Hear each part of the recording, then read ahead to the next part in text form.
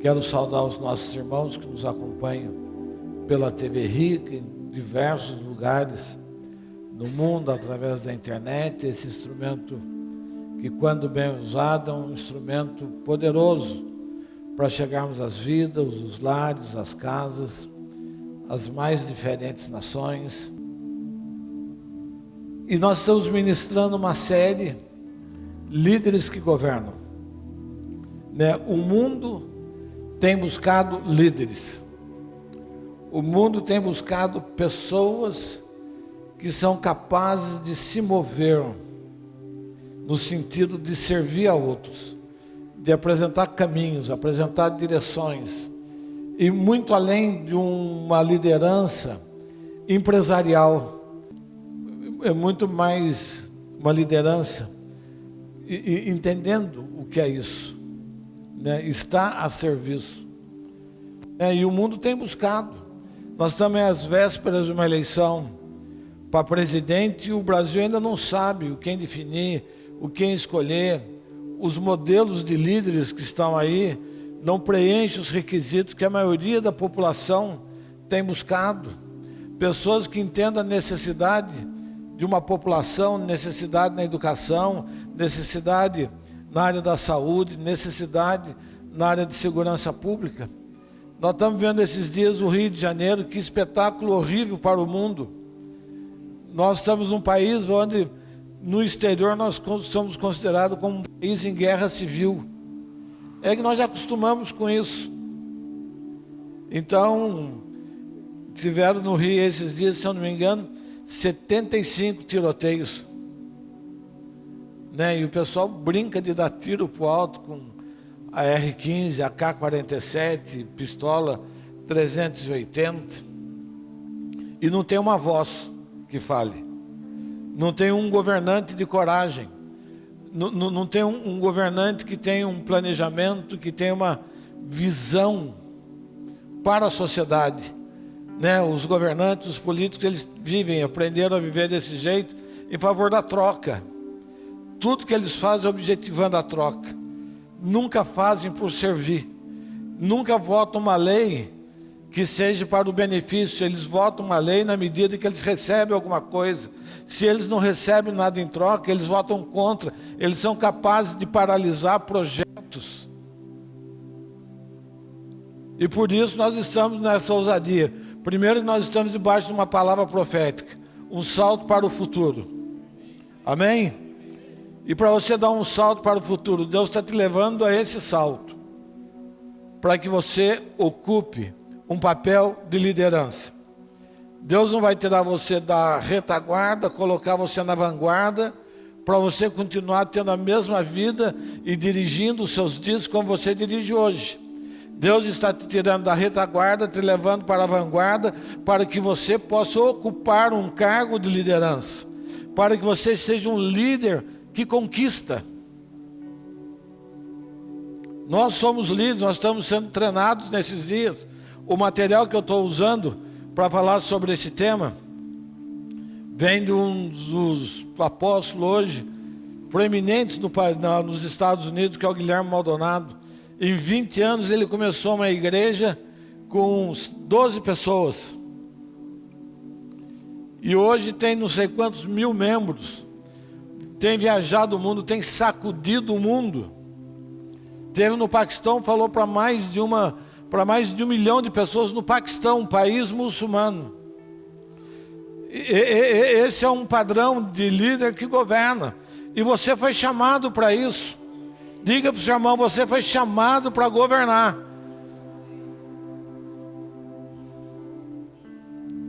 E a semana passada nós começamos essa série de ministrações falando de potencial. Se a gente não entender o que é potencial, nós não chegamos à liderança. Se eu não levar você a descobrir o que você tem dentro de você, para aquilo que você foi chamado, você nunca vai entender liderança. Se você não entender que você nasceu para isso, você pode não estar exercendo isso, mas você foi chamado. Existe dentro de você um potencial de liderança. Existe em você um potencial de governo. E usei como base naquele naquele momento, o texto de Êxodo 18, 21, que quando o sogro de Moisés, Jetro, o sogro de Moisés, dá um conselho para ele. Moisés estava com uma multidão atrás dele. Ele tirou uma multidão da escravidão e tem que levar aquele povo a uma terra prometida. E Moisés começa ele a assumir toda a responsabilidade. E Jetro olha e começa a observar que tinha muitas pessoas esperando por Moisés, esperando por um conselho dele. E daí Jetro fala: Moisés, escolha homens capazes, homens tementes a Deus, homens de verdade, que aborreçam a avareza e os coloque por líderes. Então ele fala: Moisés, olha para as pessoas que estão com você, veja quem tem potencial de liderança e me traga só os casos mais sérios. Com milhões de pessoas, como ele vai atender um por um? Eu vendo a cabrita, eu troco a cabrita por um bezerro, eu troco o bezerro por uma vaca. Eu não sei o que eles tinham que discutir naquela época. Então, esses líderes foram indo e ele dá a ideia: coloque por líderes de 1000, alguns por líderes de 1000, outros por líderes de 100, outros por líderes de 50, outros por líderes de 10. Em outras palavras, Jetro estava dizendo para ele: você tem gente com potencial junto com você. Isso parece uma coisa simples.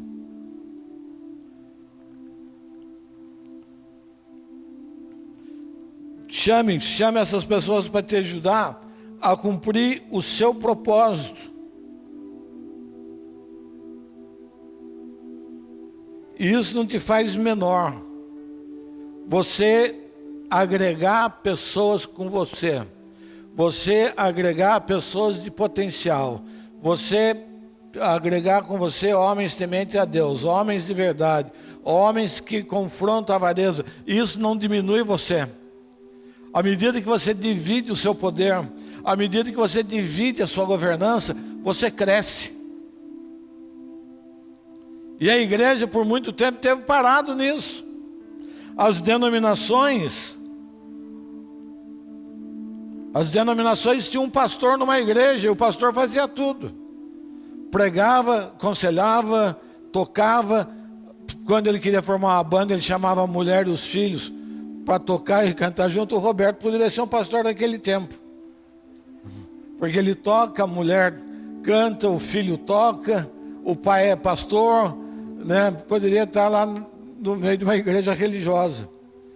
Mas isso não nos leva a nada quando a gente não é capaz de reconhecer o dom que está em cada um. Quando nós não somos capazes de reconhecer o potencial que está em cada pessoa. Ontem à noite nós tivemos uma reunião de células. E fiquei muito feliz por ver quantas pessoas ativadas. A reunião de células ontem tinha mais de 80 pessoas. Gente que nunca falou, gente que mas veio para a igreja, sei lá. Pessoas que vieram para a igreja, chegaram aqui, eu não sei falar, eu não sei fazer nada. E começa, e você vai ativando, já vão ser líderes de célula, já vão aconselhar. E isso preenche a vida da gente. Você só não pode ter medo de confiar nas pessoas, de você entender o que Deus tem para cada um. Outro dia também, na terça-feira do carnaval, o departamento infantil fez a festa Rei dos Reis. E essa é de arrepiar os cabelos, Marcos. Por isso você nunca vai passar. Arrepiar os cabelos. Mas tinha 85 crianças. Pense numa criançada animada. Pense numa criançada que corre. Pensa numa criançada que tem energia. Graças a Deus. E se não fosse a equipe do departamento infantil, se não fosse as cuidadoras, eu nunca faria isso. Se eu não tivesse uma visão participativa da igreja, eu estava frito. Eu não tenho talento nenhum, não tenho dom nenhum. Eu não canto. Eu não tenho paciência com criança. Eu não sei ensinar musiquinha. Eu não sei desenhar. Eu não sei pintar, não sei fazer nada.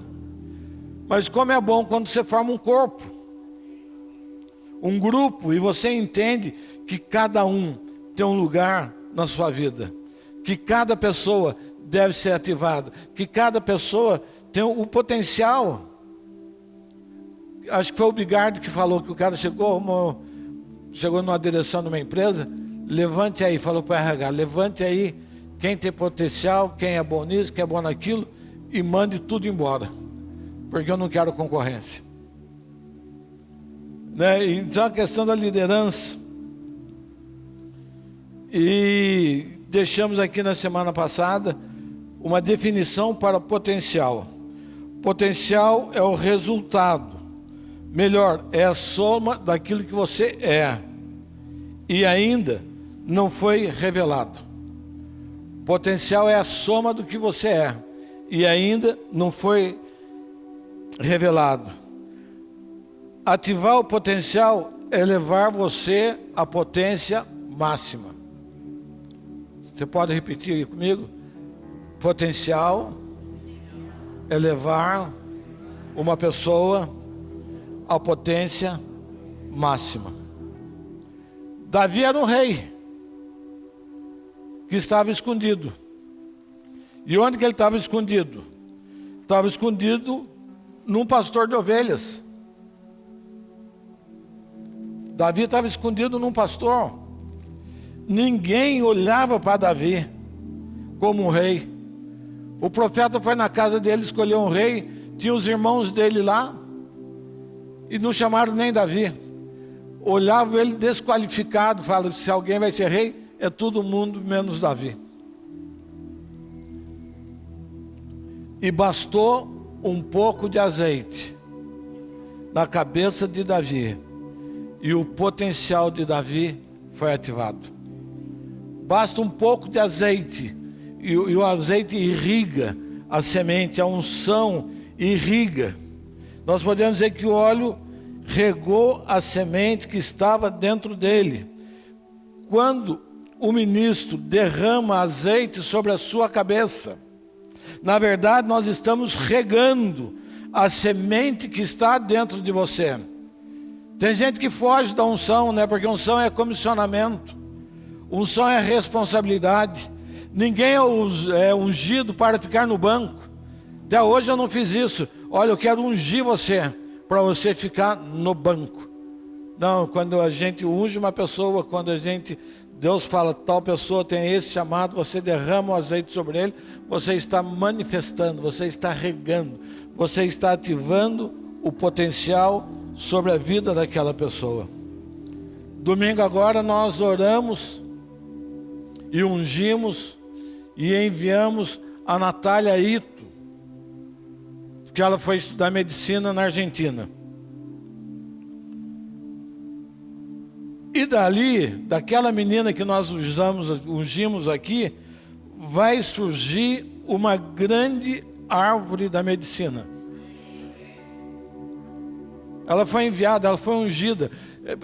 A semente que está dentro dela foi ativada. Ela vai ser uma aluna de medicina diferente, ela vai ter um interesse diferente. Deus falou que ela vai ter uma vocação para medicina pública, para saúde pública. Então aquela unção vai fazer a diferença sobre a vida dela. Vai estar envolvida na política, na faculdade, eu tenho convicção disso.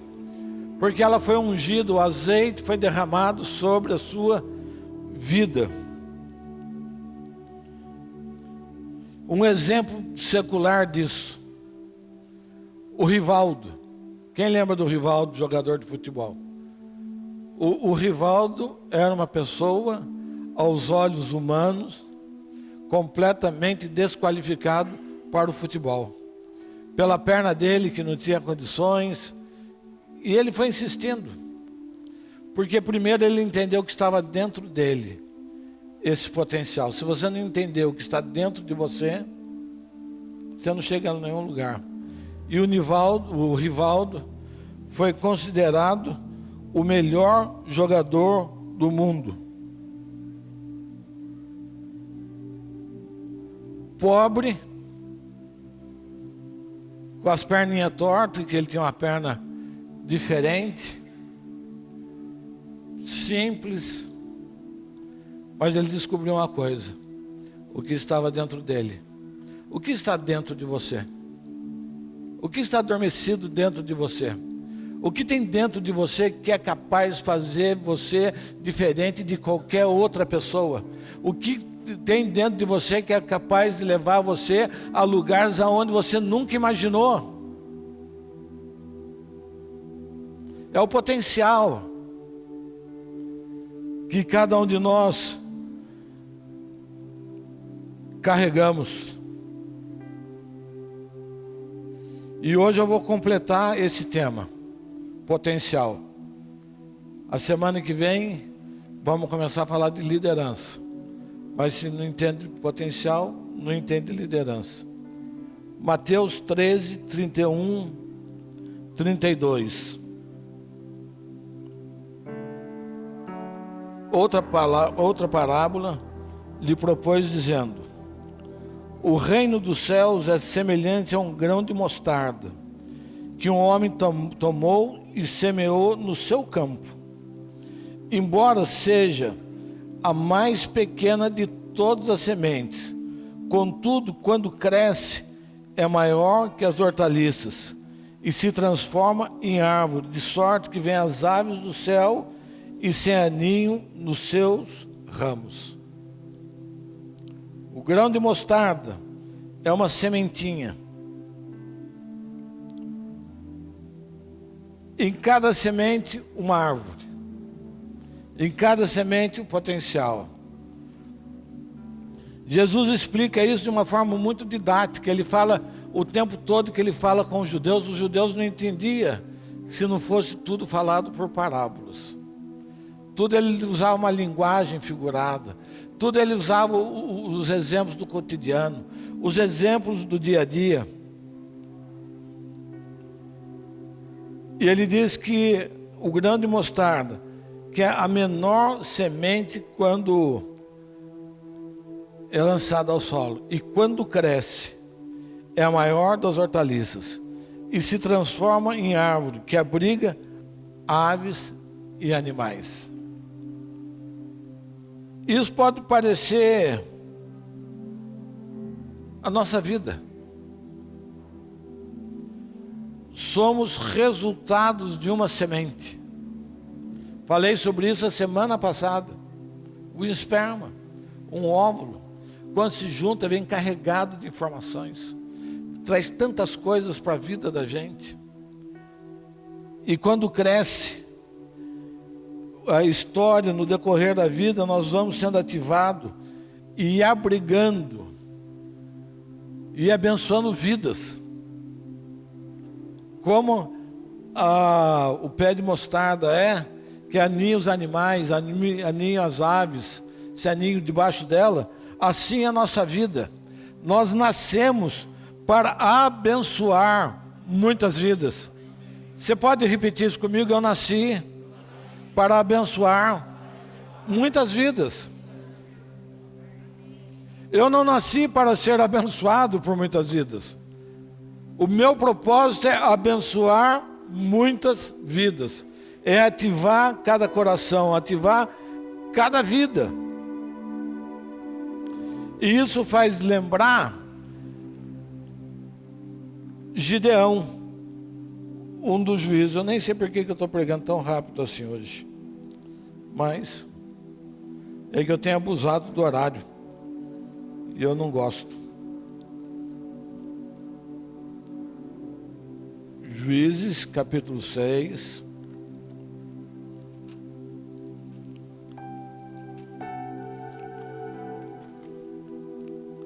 Os versos 11,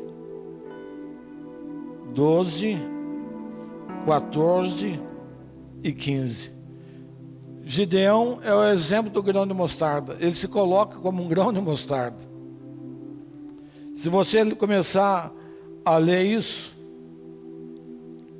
A aplicação prática da palavra diz lá sobre Gideão: o anjo do Senhor veio e assentou-se debaixo do carvalho que está em Ofra, que pertencia a Joás, o Abisrita, onde Gideão, seu filho, estava malhando o trigo no lagar para esconder dos midianitas.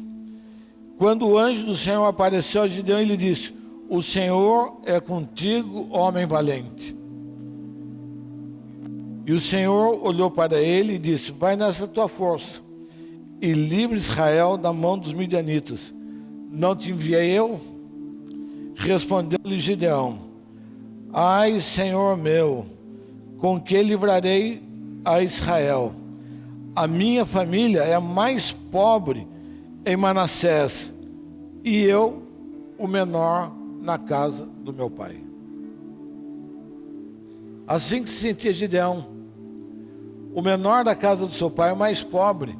Os os israelitas eram roubados todos os anos. Por 7 anos eles produziam, eles plantavam, eles faziam o gado crescer, e quando eles iam pôr a mão na riqueza, os midianitas vinham e roubavam tudo.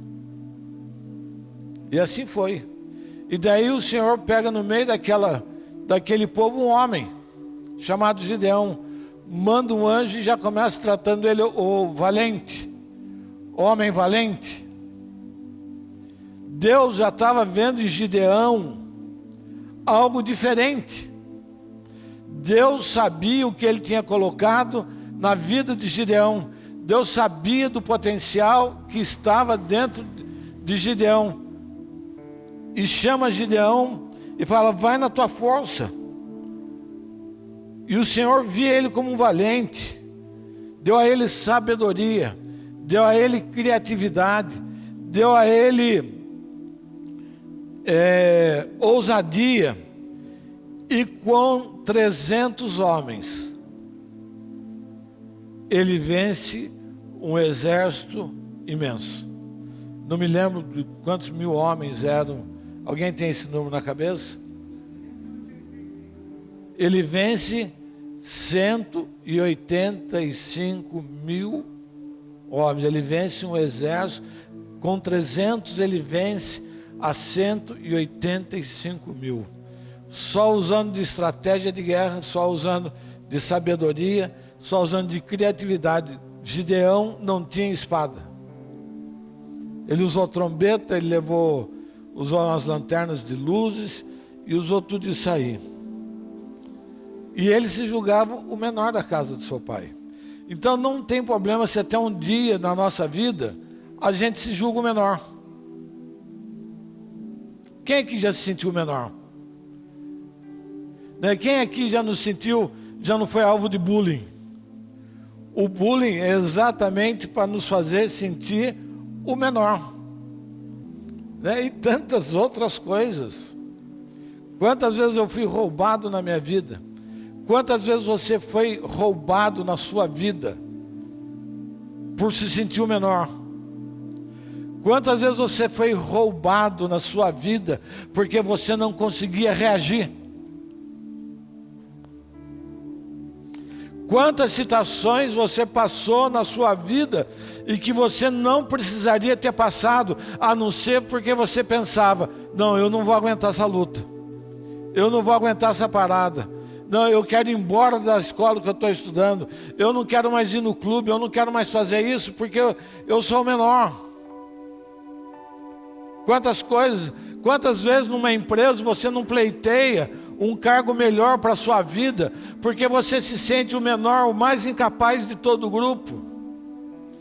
Vai vendo isso na vida, vai transformando isso no aplicativo para a sua vida, e você vai vendo o quanto isso acontece. Você se sentir o menor da casa do seu pai. Mas a mesma semente que estava em Gideão está em você hoje. Diga: a mesma semente que estava em Gideão está em mim hoje. Deus te vê como um valente, Deus te vê como um corajoso, Deus te vê com poder para libertar um povo, para libertar uma nação, para libertar uma cidade, Deus te vê hoje e olha para você dessa maneira, se você está aqui hoje, é porque Deus vê você com todas essas qualidades. O desafio é a gente avançar dentro disso. O desafio é quebrar essa carcaça, essa couraça, essa proteção, essa parece casca de coco verde, que você não deixa entrar, você repele a tudo que Deus fala. Você acha que a sua vida nasceu de um jeito e você vai... Não, Deus está levantando líderes para esse tempo. Deus está levantando líderes para esse tempo. Líderes que conquistam, líderes que governam, líderes que servem. Gênesis 1:12. Toda coisa criada por Deus tem uma semente.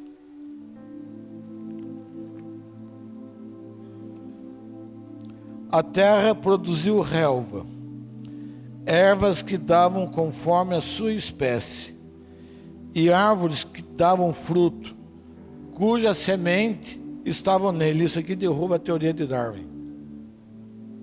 Cada espécie gera conforme a sua semente.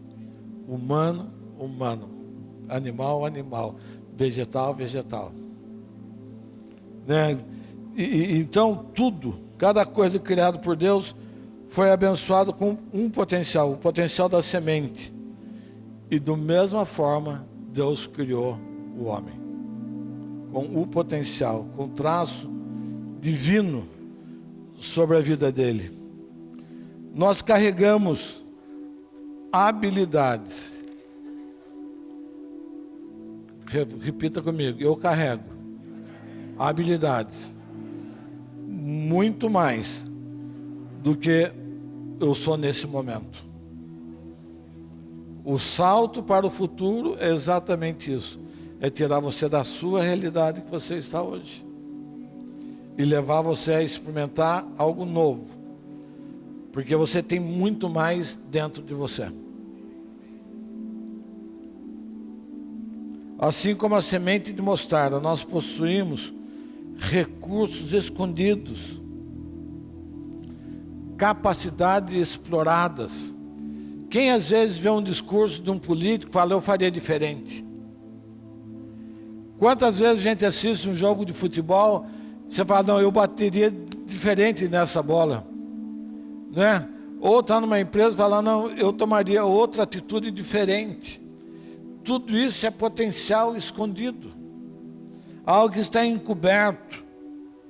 Possuímos recursos escondidos e capacidade não exploradas. Quem é que acha que já chegou no seu limite? Aí, está vendo? Todo mundo tem capacidade a ser explorado. E que coisa tremenda é isso. Você vai descobrindo atividades, você vai descobrindo capacidades não exploradas. Está tudo dentro.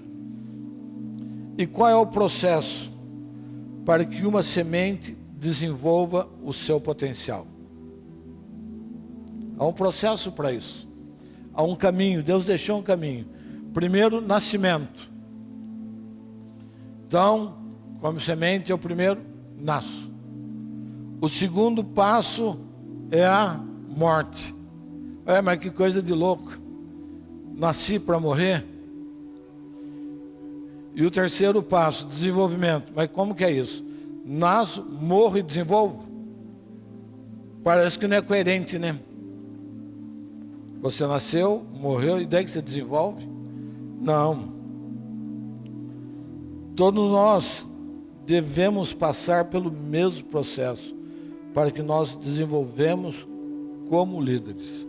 Então, se você quer chegar num nível diferente de liderança, você tem que nascer, morrer e desenvolver. Foi Deus quem colocou nesta ordem.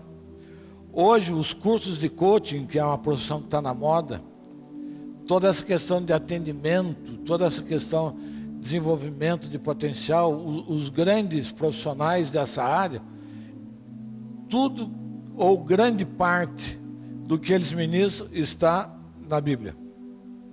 Porque a Bíblia é a história do homem. A Bíblia é a história da formação do homem. E tudo passa por aqui.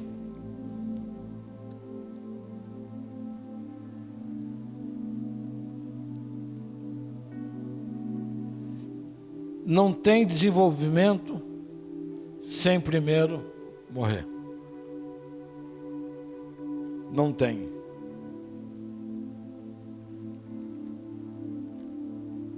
Quando a gente fala do potencial espiritual, eu não estou falando de um potencial comum. Eu estou falando de um potencial baseado em Deus. Eu estou falando de um potencial de que Deus ocupa o primeiro lugar na minha vida. Se Ele é o dono da vida, se é Ele quem me capacita, o potencial que eu quero acontece, eu quero dele. E como que isso acontece? O primeiro passo é aceitar a Jesus como Senhor e Salvador para a sua vida. Senhor e Salvador pessoal. Tudo começa com o novo nascimento. Se você não nascer de novo, eu na minha vida, eu nasci de novo. Até uma certa idade eu era uma pessoa. Numa certa idade eu tive um encontro genuíno com o Senhor. Eu entreguei minha vida a Ele. E eu fui crescendo com Ele. E Ele foi me limpando, me curando. É como você colocar uma mangueira de água limpa num copo com sujeira. Vai entrando água e a sujeira vai saindo. Vai entrando água e chega numa hora que você está limpo. O novo nascimento proporciona isso. É entregar o senhorio da nossa vida a Jesus como Senhor e Salvador. Jesus diz assim: sem mim nada podeis fazer. Nada, eu não posso fazer nada aonde eu quero chegar, não chegaria se eu não fosse até Ele. Se eu não entregasse o senhorio dEle. Se você pegar o Evangelho de João no capítulo 3, Jesus tem uma conversa com um homem chamado Nicodemos. Nicodemos era uma sumidade de pessoa. E ele não conseguia entender aquilo que Jesus estava falando. Porque Jesus fala: Nicodemos, é necessário você nascer de novo. Pela água e pelo Espírito. E Nicodemos não entende, ele fala: mas como que eu vou nascer de novo? Eu vou voltar a entrar dentro da minha mãe e nascer de novo? Jesus falou: não, Nicodemos, não é desse jeito, é pela água e pelo Espírito. Você ainda não é capaz de entender. Ele fala: Nicodemos, você é mestre em Israel e ainda não entende isso. E eu gosto muito dessa expressão. Você é mestre em Israel, você é entendido nas leis, você é entendido nas escrituras. O Nicodemos era mestre no templo, na sinagoga. Então ele conhecia os livros, os profetas, mas o Cristo não tinha sido revelado dentro dele. Então ele fala: o Nicodemos, você é mestre em Israel. Você não entende isso? Com quantas pessoas nós conversamos no nosso dia a dia? Com quantas pessoas você conversa sobre fé? Com quantas pessoas, talvez mais capacitadas do que eu converso e a pessoa não consegue entender aquilo que eu estou falando? Quantas vezes eu vou no médico e quero me aprofundar numa conversa com o médico, e o médico vai longe, não entende nada do que eu estou falando. Eu falo: não entende. É mestre. Quantas pessoas entendidas na física, na ciência, mas é uma topeira, com todo respeito, na revelação. É mestre. Então não adianta você ser mestre e não ter na sua vida a revelação do Cristo ressuscitado. Você pode buscar a filosofia que você quiser, você pode buscar o curso que você quiser, você pode buscar a autoajuda que você quiser, você pode buscar o autor que você quiser de coach. Se você não tiver a revelação de Cristo na sua vida, você dificilmente vai entender qual é o propósito. O que é esse senhorio que me faz mudar de vida? Nicodemos era mestre no material, ele era mestre na letra, mas ele não era mestre na revelação do Senhor, no entendimento de quem é Cristo. Ele não entendia o que Cristo podia fazer na vida dele. Ele ouvia Jesus falando, ele já tinha mandado pessoas para acompanhar Jesus. Vai ouvir aquele homem, me traga respostas dele. Até que um dia ele não se aguenta, os amigos dele falam: Nicodemos, vai lá você conversar com ele. Vai lá você conversar com esse homem, para ver o que ele faz, o que ele produz, o jeito que ele trabalha, porque ele está operando milagres. E lá foi Nicodemos.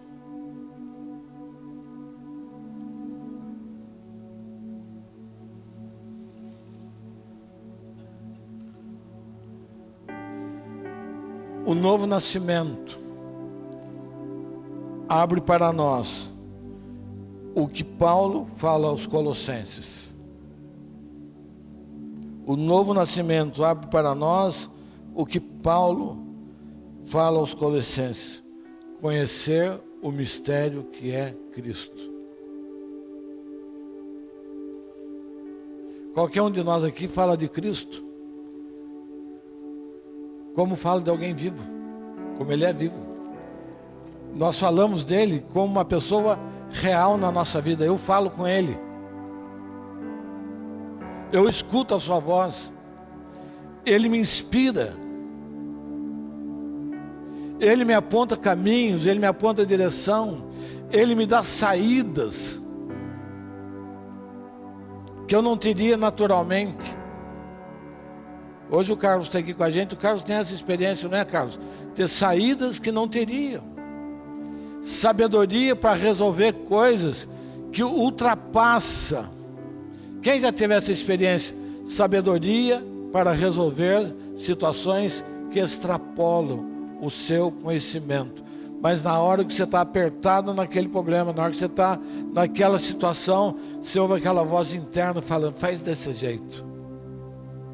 E você faz, e pimba, dá certo. E Paulo continua falando que nós somos enriquecidos. E eu gosto muito dessa palavra: em Cristo eu sou enriquecido na plenitude da inteligência. Vocês não gostam desse texto, mas eu gosto, eu busco isso. Eu busco ter plenitude de inteligência, inspirado por Ele, porque em Cristo é onde está oculto todos os tesouros da sabedoria e da ciência. Se eu quero buscar coisa de sabedoria, se eu quero buscar na ciência, eu vou no coração de Deus. E eu só vou no coração de Deus através de Cristo. E através de Cristo eu tenho as respostas. Através de Cristo eu avanço, porque Ele me deu inteligência plena. Esse potencial está dentro de nós. Levante a sua mão e eu quero profetizar sobre a sua vida. Inteligência plena, conhecimento de Cristo, revelação do mistério que é Cristo, onde estão escondidos todos os tesouros da sabedoria e da ciência. Isso está liberado sobre a sua vida. Quantas pessoas não têm sabedoria para conversar duas pessoas? Quantas pessoas não têm sabedoria para tocar um negócio e enfia o negócio no nariz? Quantas pessoas não têm inteligência para conduzir uma amizade? Não tem. Grosseiro, ríspido. tantos outros adjetivos que você queira colocar. Mas quando você tem a inteligência, a plenitude da inteligência, que é Cristo, você olha para cada pessoa e você vai buscar o que está dentro dela. E você conversa da dimensão da pessoa. E você vai puxando a pessoa junto com você. Jesus nunca se colocou acima de ninguém. Hoje a psicologia diz que um pai tem que falar com um filho, abaixando até o filho e olhando nos olhos do filho. Eu não posso falar com ele, você sentado, eu em pé, não, eu tenho que vir e olhar nos seus olhos e manifestar o Cristo ressuscitado. Hoje nós tivemos uma experiência dessa muito boa, num aconselhamento, que nós conversamos com uma pessoa e nós fomos onde ela estava, fica calmo, fica descansado. Nós não queremos julgar ninguém, nós estamos aqui para te ajudar, para te apoiar. Olha, aconteceu esse fato, fomos procurados assim, assado, como que é isso, conta isso aqui. E no fim o Senhor foi trazendo a manifestação do Cristo ressuscitado. Vai até a pessoa, reconhece que você está errado, reconhece que o que você fez não vai levar a lugar nenhum, o que você fez só vai gerar maldição na sua vida. Vai até a pessoa, peça perdão a ela, e daqui a pouco ele liga, fui até a pessoa e pedi perdão, porque isso é a sabedoria que Cristo traz.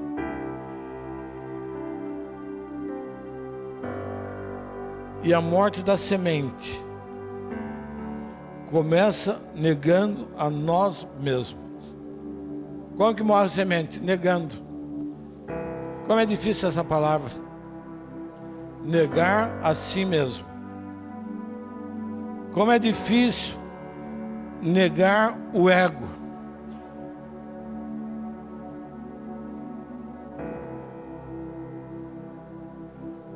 Tem pessoas que não conseguem andar as duas dentro do mesmo elevador, que é o excesso de luxo. É tão cheio, é tão prepotente, é tão arrogante.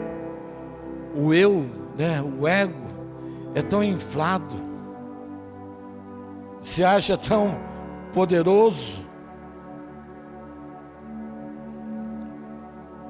Morrer a semente é morrer para a sua vida passada. Isso não é reencarnação.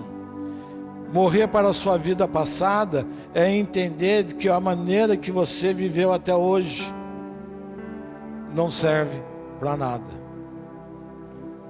E como é difícil isso. E como é difícil eu parar no meu canto e falar, não, eu estou errado. Como é difícil falar para uma pessoa, olha, eu errei. Não é? Ou as pessoas, para soltar essa palavra, ela vem até aqui para reconhecer uma falha, porque está estruturado em tantos poderes. E o interessante é que essa decisão não é Deus quem faz. Deus perdoa os meus erros até hoje. Basta até Ele. Mas Ele não faz isso na minha vida. Amém? Somos nós que fazemos. Através do arrependimento. E através do recebimento do perdão divino. Se você não é capaz de parar, se você é diante do Senhor, não é capaz de parar, falar, Senhor, a minha vida, o que eu estou vivendo, o que eu tenho feito, não agrada o Senhor, não vai me levar a nenhum lugar, eu estou num buraco, eu preciso da tua mão.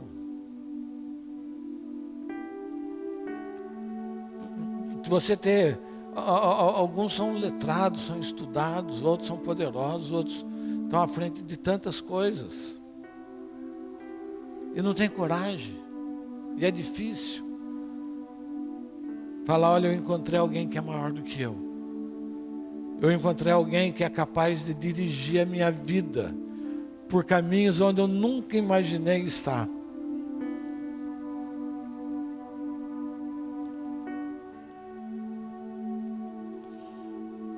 Somos nós que tomamos a decisão de pagar o preço em receber da obra do Calvário. Deus me cerca, Deus se aproxima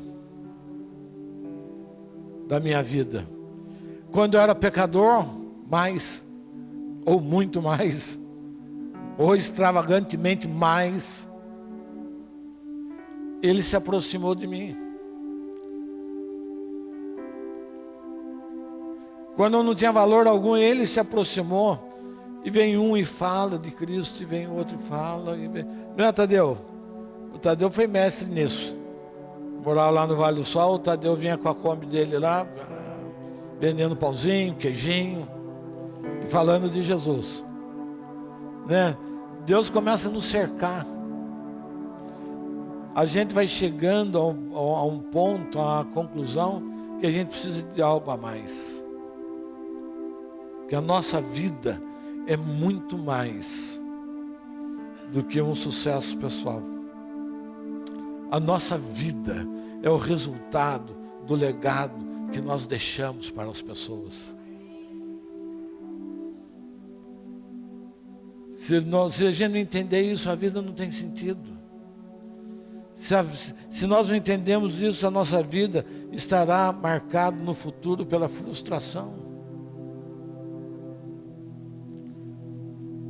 Vocês vão me ver chegando nessa casa com 80, com 90, com 100 anos, já não com esse vigor, já não com essa facilidade, mas um legado. E as pessoas se chamando de pai, e as pessoas que nasceram aqui, né, vovô o João, o Pedro, o Arthur, né, vovô. Isso é um legado, e eu quero deixar algo para eles. Eu quero que eles lembrem de mim e falem, não, o meu avô, ele deixou um legado. Eu quero a fé que o meu avô tinha, que passou para os meus pais, e hoje eu estou nesta fé também, que eu quero avançar nela. E isso dá sentido à vida. O que dá sentido à vida não é você ser ausente, você buscar correr apenas atrás das coisas. O que dá sentido à vida não é você falar, não, a minha vida material vai me sustentar. Até onde, até quando você vai resistir isso? Nós estamos sujeitos a tantas variáveis, algumas previsíveis, outras imprevisíveis. Hoje choveu nessa madrugada no Rio de Janeiro, o equivalente a um mês de chuva. Derrubou ponte, pista, empresa, desmontou, caiu inteira. O cara dormiu rico e acordou pobre.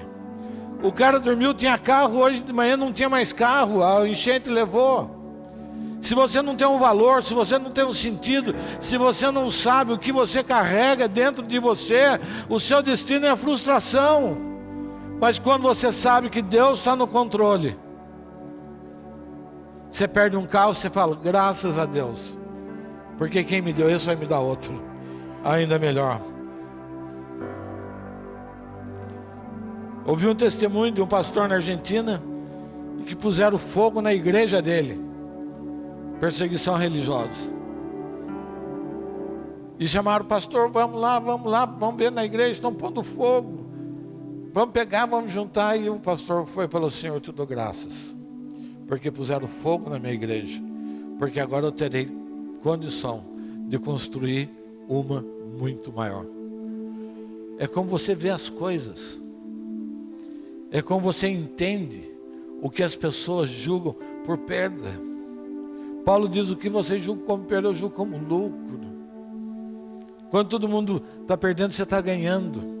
Quando as pessoas acham que você está morrendo, quando você é fraco, ele é forte.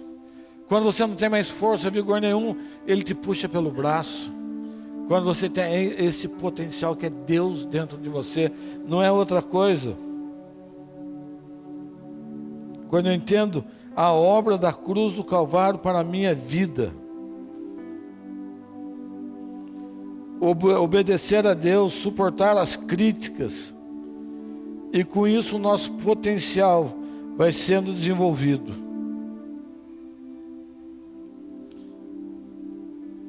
E aonde morremos para a nossa miséria e ambições.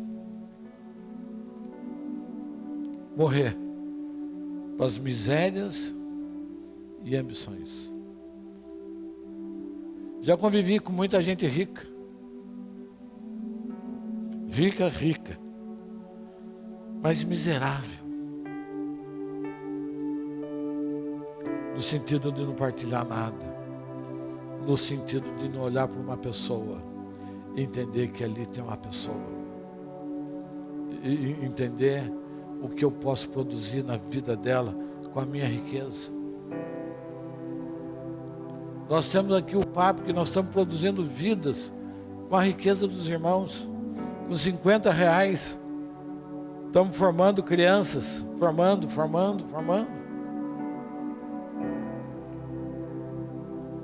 Abrir mão das ambições e das misérias para obedecer à vontade de Deus.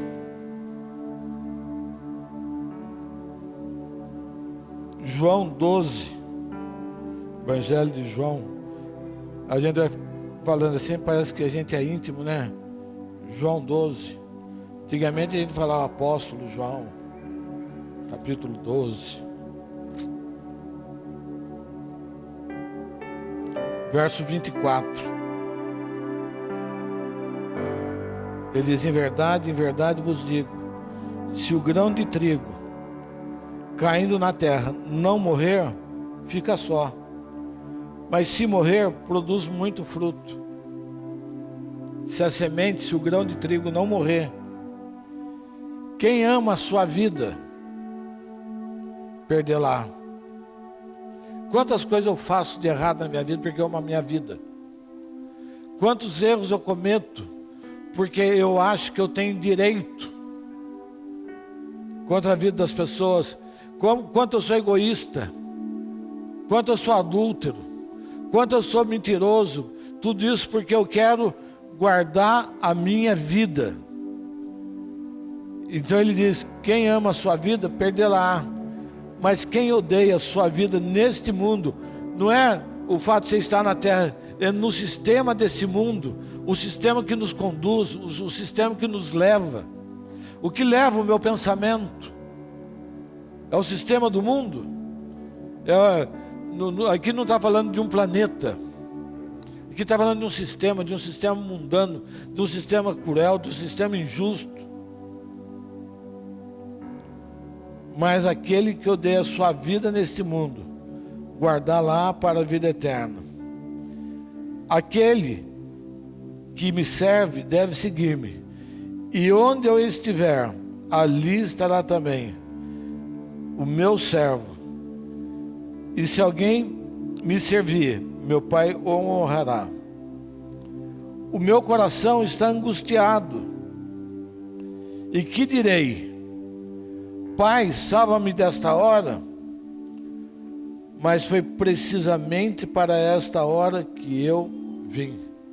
Jesus está falando: se eu não morrer,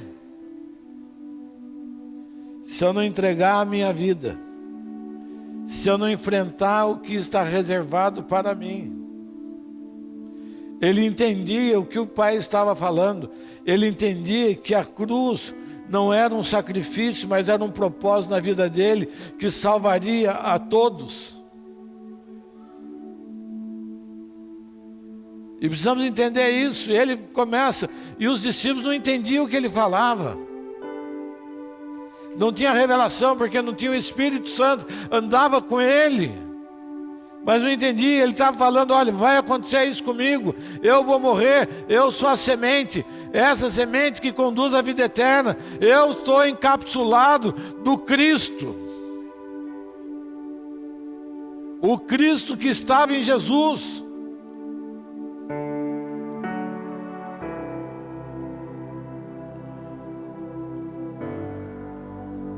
É necessário esvaziar de todo o mal que há em nós, e morramos como semente. Jesus está falando dele mesmo, ele precisava morrer para que o Cristo surgisse.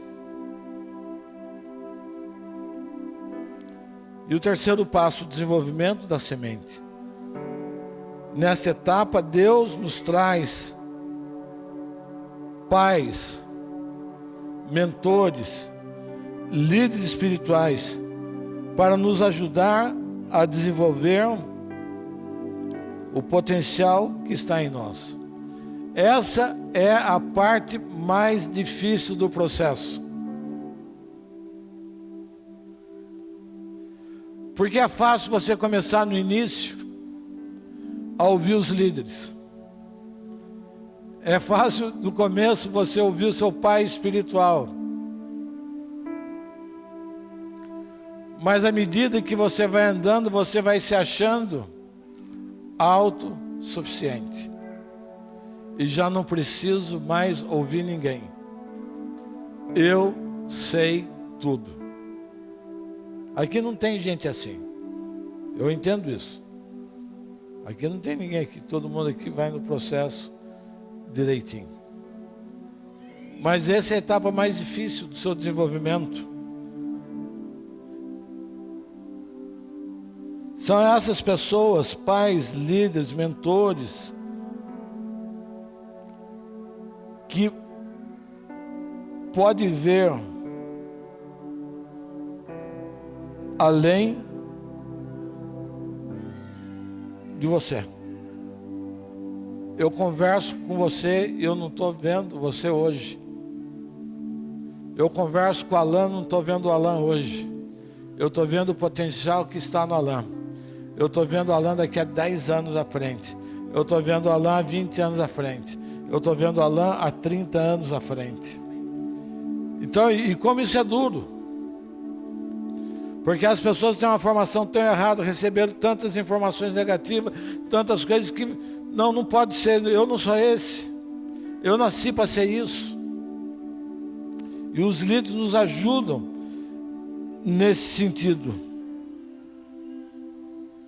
E é uma parte difícil, muitos ficam nessa etapa, porque se julgam autossuficientes. Para você dizer que você é um cristão maduro, segundo os estudiosos nessa área, que eu nunca estudei nisso, mas você precisa de pelo menos 5 anos, recebendo informação, recebendo ministração, recebendo cura e recebendo. Você vai amadurecendo. É que nem um pai que acompanha um filho andando de bicicleta. Quem aqui aprendeu a andar de bicicleta com alguém?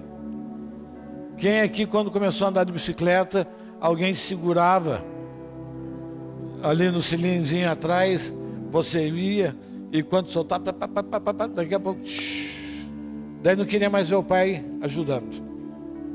Não preciso mais. A vida espiritual é do mesmo jeito. Porque se julgam autossuficientes, soberbos e mentirosos. Não ouvem mais ninguém.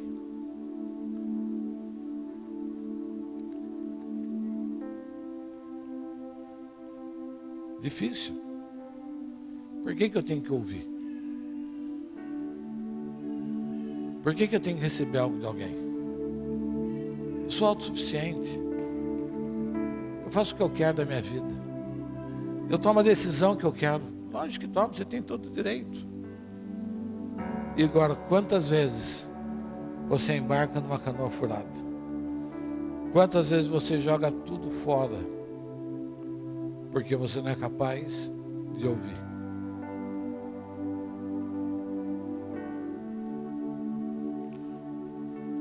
Primeira Reis, capítulo 19.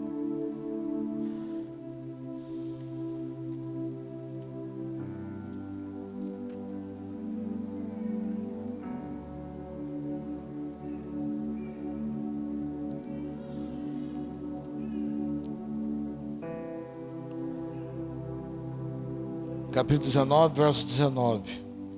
Assim partiu Elias dali e achou Eliseu, filho de Safate, que andava lavrando com 12 juntas de boi adiante dele. estava com a 12ª. Elias passou por ele e lançou sua capa sobre ele. Então deixou Eliseu os bois, correu após ele e disse: deixe-me beijar a meu pai e a minha mãe, então te seguirei. Respondeu-lhe Elias: vai, volta, o que te fiz eu?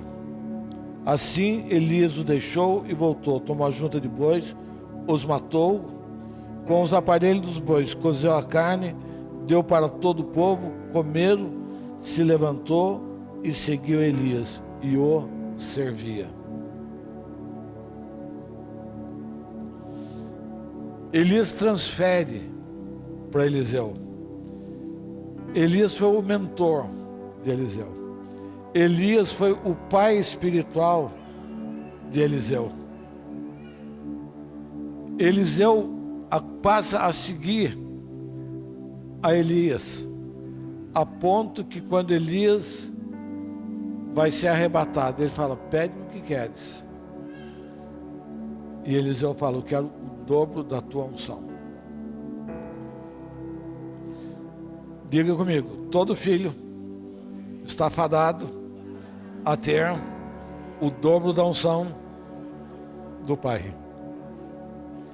Então torça pelo meu sucesso, porque o seu destino é ter o dobro, o triplo, o quádruplo, muitas vezes mais, porque o Pai é a plataforma que lança o filho a partir da sua vida.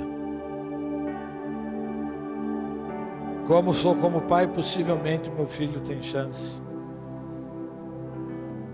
de ser.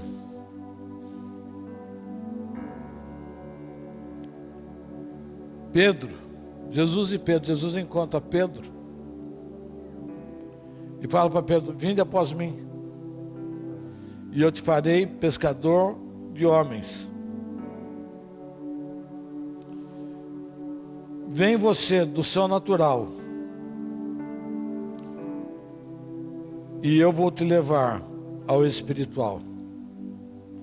Pedro, sai do seu natural e vem ao teu espiritual. Eu vou te levar a ser pescador de homens. Pedro só entende isso quando ele faz o primeiro discurso dele, que 3.000 são agregados à fé.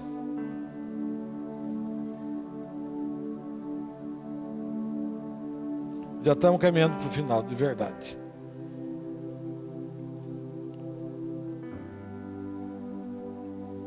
Deus é a fonte do nosso potencial.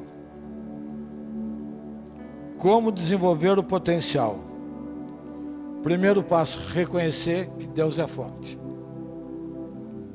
Esse reconhecer que Deus é a fonte, isso não é da boca para fora. Reconhecer que Deus é a fonte quando você o conhece.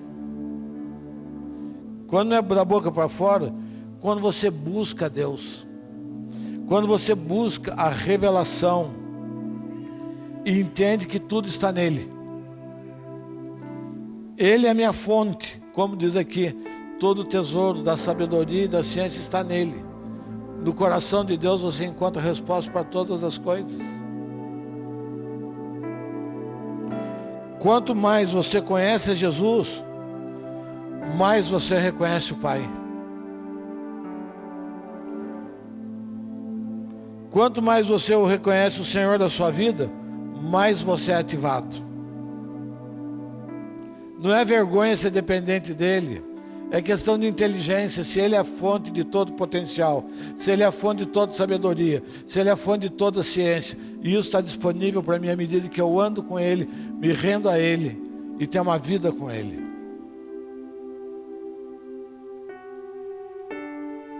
E ele fala: vocês farão obras maiores que eu faço.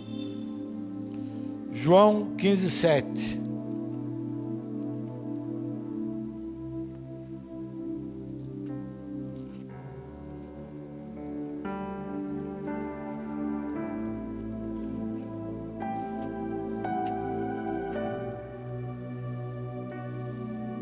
Se permanecerdes em mim, e as minhas palavras permanecerem em vós, pedireis o que quiserdes, e vos será feito. Uma vida ilimitada. E ele não diz, peça alguma coisa, eu vou abrir para você, peça o que quiser, e vos será feito. Porque quando você conhece Ele, Ele te conhece. E Ele sabe que Ele pode entregar na sua mão. Ele sabe que Ele pode entregar na sua mão riquezas, tanto naturais como espirituais. Porque você entende que Ele é a videira verdadeira. Então o que vem em mim, da videira, vem dele. Eu sou apenas um ramo que dá fruto, e ele corta e dá mais fruto, e ele corta, ele poda, ele aperfeiçoa. Deus nos aperfeiçoa o tempo todo. É um processo sem fim. E cada dia você vai dando mais frutos, mais frutos. E você vai chegando num tempo que você vai dar fruto sem falar. Você vai dar fruto só de estar presente num lugar. Você está num lugar, paradinho, na fila de banco, alguém começa a sentir alguma coisa diferente perto de você. Ou você é uma enfermeira que entra num quarto, num leito, e alguém fala, nossa, quando você entrou nesse lugar, havia algo diferente. Ou quando você conversa com um colega de trabalho, ele fala, nossa, você é diferente. Porque você é o ramo. Você dá frutos o tempo todo.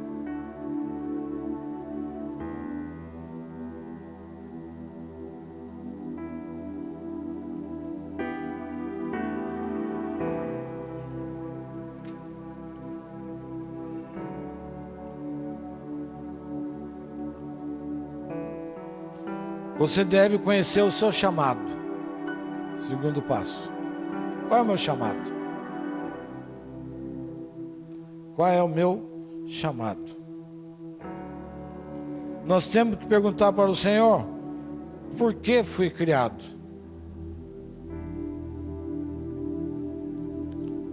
O Senhor fala assim para Jeremias, Jeremias, eu te chamei ainda do ventre da tua mãe. Tu és profeta. Você não é fruto de um acaso. Você não está na terra como um andante qualquer. Você está na terra com um propósito. Para que você foi criado? Para ter 4 refeições por dia? Para ter uma cama confortável para dormir? Para ter um emprego? Você acha que a vida da gente se resume nisso? Dentro da economia moderna nós fomos resumidos a isso. O que você quer? Um emprego que dê muito dinheiro. Mas você não foi criado para isso. Deus te criou para muito mais do que aquilo que você está vivendo. O seu emprego é apenas um meio, um canal, uma maneira que Ele usa para você mostrar que Ele está na sua vida. Só para isso. Todas as coisas nos conduzem para isso. Outro ponto, temos que ter paternidade, mentor. Quem assume a responsabilidade de desenvolver o seu potencial? Todos nós precisamos disso. Eu tive alguém com quem eu caminhei, com quem eu aprendi. Alguém que teve paciência comigo. Alguém que andou comigo, alguém que me ensinou, alguém que foi caminhando. E junto dele eu fui aprendendo tudo. Junto dele eu fui obreiro, eu fui diácono, eu fui evangelista, fui pastor. Fui passando por tudo porque ele foi me ensinando, ele foi me ativando. Ele foi assumindo a responsabilidade de desenvolver o nosso potencial. Todos nós precisamos disso. Todos nós precisamos disso, senão você está fadado a uma limitação. Tanto que a estrutura da igreja, o governo da igreja é estabelecido por 5 ministérios. E os 5 ministérios têm um objetivo: aperfeiçoar os santos. Então você precisa do apóstolo, do profeta, do mestre, do pastor e do evangelista. E nesses 5 ministérios você vai sendo aperfeiçoado. Aperfeiçoar significa preparar, treinar e equipar. Os 5 ministérios nos levam a isso. Nós somos conduzidos, nós aprendemos. Ninguém, se você pode aceitar Jesus, se trancar numa caverna, você não vai fazer nada, não vai descobrir nada, nada vai ser revelado. Mas à medida que você convive, à medida que você anda no corpo, à medida que você se relaciona, à medida que você aprende, você vai crescendo. Outro ponto: estar no ambiente correto. Esse é outro desafio. Deus colocou o homem no jardim do Éden, lugar gostoso. Foi ali o campo de treinamento, o lugar ideal para o homem crescer e se desenvolver. Deus entrega uma missão para o homem: dê nome para as coisas, organize tudo, ponha tudo em ordem. Era o ambiente ideal para o homem ser desenvolvido. A mesma coisa é para podermos desenvolver o nosso potencial. Qual o ambiente que você vive? Você vive no ambiente correto? Qual o seu nível de amizade? Qual o seu nível de relacionamento? Qual o seu nível de conversa?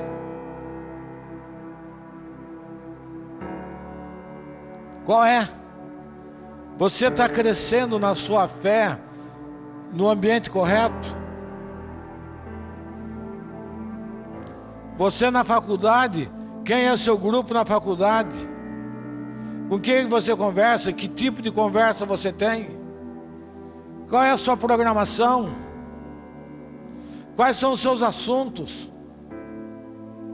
Quantas pessoas não sabem conviver com o outro que vira fofoqueiro?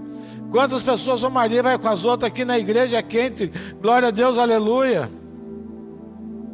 Lá fora um comportamento, um testemunho horrível. Você precisa estar no ambiente correto. Eu não estou dizendo que você se isole do mundo. Eu não estou dizendo que você não seja aberto para outras pessoas, é outra coisa diferente. Você tem que saber entrar e saber sair. Você não pode permanecer num ambiente que não é um ambiente adequado para você. Você que é casado, comece a andar só com adúlteros.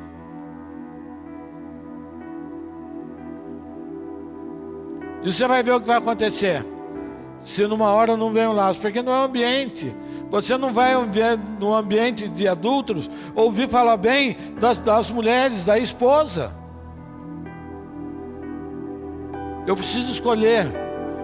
Entendo bem, não estou sendo religioso, não estou sendo legalista. O que eu estou falando é que você tem que estar em ambiente correto. Se você não tiver a capacidade de, como um profissional liberal, o Alan não pode escolher só crente para atender. Não é desse jeito. É à medida que você sabe estar num lugar. Precisamos estar num lugar onde podemos aprender. Eu preciso estar num lugar onde eu sou desafiado e alcançar novos níveis. Esse é o meu desafio, esse é o meu ambiente. O meu ambiente é provocativo. O meu ambiente é impulsionador. O meu ambiente me propõe coisas maiores do que eu sou o tempo todo. Esse é o ambiente correto. Não é onde você fala, não, fica onde você está. Tá bom onde você está, não. O seu ambiente é onde o líder identifica o seu potencial.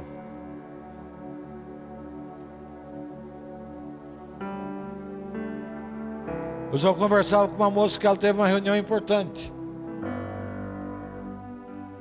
E ela disse que para ir para lá, desandou tudo por dentro. Mas ela foi lá com a postura dela, firmada na verdade, desafiada. E Deus deu vitória a ela. Diga amém, porque é desafiado. O nosso ambiente correto. Quantas pessoas eu falo, você pode pregar? Não, não pode. Você pode dar um testemunho? Não, não aguento. Não, calma, vai. Eu falo, eu não estou aqui para fazer você passar ridículo. Eu estou aqui para ativar a sua vida. Eu nunca vou pegar um filho e falar, você vai ser o ridículo da noite. Quando eu lanço uma palavra sobre a sua vida, eu sei com quem eu estou falando. Quando eu lanço, você assume uma célula. Nós temos aqui discipulado 1 a 1. E a gente vai formando os trainees. Vai lá, acompanha uma aula. E vai indo. De repente você vai experimentando uma vida produtiva. Sabe por quê? Porque você está num ambiente correto. O ambiente correto é desafiador para os seus limites. Nós não paramos, nós avançamos. Nós damos um salto para o futuro. Eu não sei quando você esperava ouvir essa palavra na sua vida, que você vai dar um salto para o futuro, que Deus vai mexer na sua estrutura, vai mexer no jeito das coisas. E o último passo, você deve desenvolver seu potencial.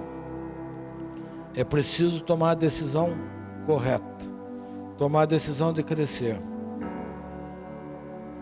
O seu potencial não será desenvolvido até que você tome a decisão com seus pensamentos. Enquanto você não tiver uma metanoia, enquanto você não tiver uma mudança de mente, enquanto você não começar a pensar diferente, o seu potencial está estagnado. Enquanto o seu pensamento for mesquinho, enquanto o seu pensamento for pequeno, enquanto o seu pensamento for, eu não tenho jeito, eu nasci assim, eu sou assim, pode desistir. E você tomar a decisão de crescer, se você passa a ter planejamento, passa a ter sonhos. Qual é o seu planejamento para 5 anos? Nós estamos falando que os frutos desse ano são semeaduras que vão dar frutos por 10 anos. Qual é o seu pensamento para esse salto que Deus está produzindo na sua vida? Aonde você vai estar daqui a 10 anos? Qual é o seu sonho? Eu tenho falado, eu tenho pensamento para 30 anos e eu tenho pensamento para 50 anos. Para 50 anos, bem possível que seja um legado. Mas alguém vai falar, olha, o apóstolo ele tinha essa visão. A sua vida é para ser alimentada com sonhos, com planos, com planejamento, com visão. Você precisa entender o cenário. Eu adoro fazer isso. Qual o cenário? Para onde o mundo vai crescer? Qual o desenvolvimento comercial? O que vai ser? Qual que é a tendência? Quais são os empregos que vão surgir? Quais são os empregos que vão embora? O que eu posso alimentar? Que informação eu posso dar para os jovens dessa casa? Nós temos aqui a nossa escola de empreendedores que tem informação em processo para ensinar os jovens a lidar com o negócio desde os 12 anos de idade. Ensinar a mexer com dinheiro, entender o valor das coisas, porque cada dia mais as decisões são tomadas mais cedo. Eu vi que o presidente de um país esses dias foi eleito com 29 anos de idade. Não sei se foi a Áustria, não sei qual foi o país. 29 anos, presidente da República, ultradireita, já baixou um monte de portaria, lá pondo ordem no barraco. Então, para você desenvolver o seu potencial, tome a decisão de melhorar os seus pensamentos. Assim como você pensa no coração, assim é, diz lá Provérbios. O que está no seu coração? Que pensamento está no seu coração? Se o seu pensamento é só dinheiro, melhora o seu pensamento. Se no seu pensamento não cabe ninguém além de você, melhora os seus pensamentos. O seu pensamento está furado. Se as decisões que você toma, se os planos que você tem é apenas para você, mude, melhore. Se os teus sonhos é apenas para isso, nós sonhamos nessa casa e vamos fazer, nós vamos construir um hospital. Eu não tenho um centavo no bolso, não tenho nada, mas eu tenho esse sonho, eu tenho esse plano. E estamos articulando, já tenho o projeto pronto. Já sei onde eu quero construir o hospital. E a minha vida é consumida por isso. Consumida por formar pessoas, formar gente para a política, para os negócios. O Senhor disse que essa casa é uma fábrica de milionários. Se tem alguém aqui que está chamado para isso, diga amém. Mas aqui é uma fábrica de milionários. Hoje eu falava com jovens sobre isso. Você não precisa fazer errado. Se você quer ser um milionário, faça certo. Você não precisa ser desleal. Deus te leva à prosperidade como você nunca experimentou, se você for leal, se você andar correto, se você andar no caminho certo para a sua vida. Nós não pregamos religião, nós pregamos vida. Nós pregamos o Cristo ressuscitado.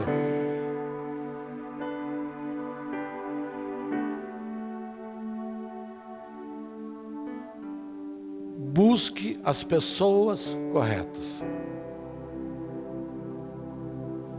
Busque as pessoas corretas. Outro desafio. Quem que é a pessoa correta para a minha vida?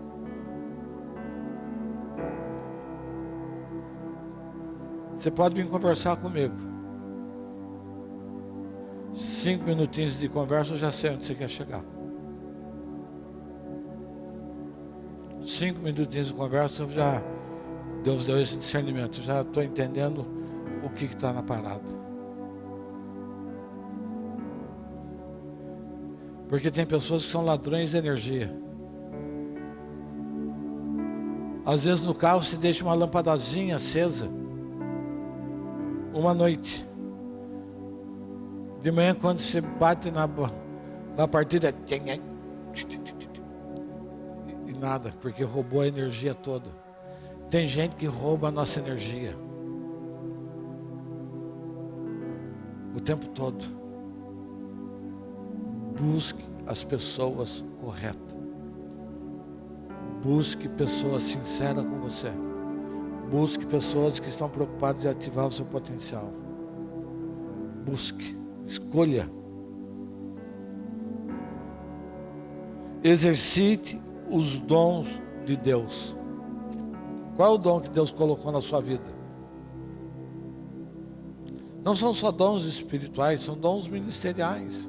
Exercite. Tem facilidade para falar, tem facilidade para cantar, tem facilidade. Exercite, vai colocando à disposição do reino. E por fim, comece a servir. Não tem nada que vá desenvolver mais o seu potencial do que você começar a servir. Você tem uma visão diferente das coisas.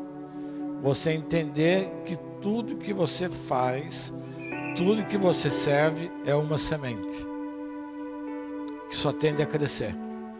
Então você pode servir de forma ilimitada. Sirva. Se você começa a servir, eu vou falar para você, você é um dos líderes que Deus busca para este tempo. Amém?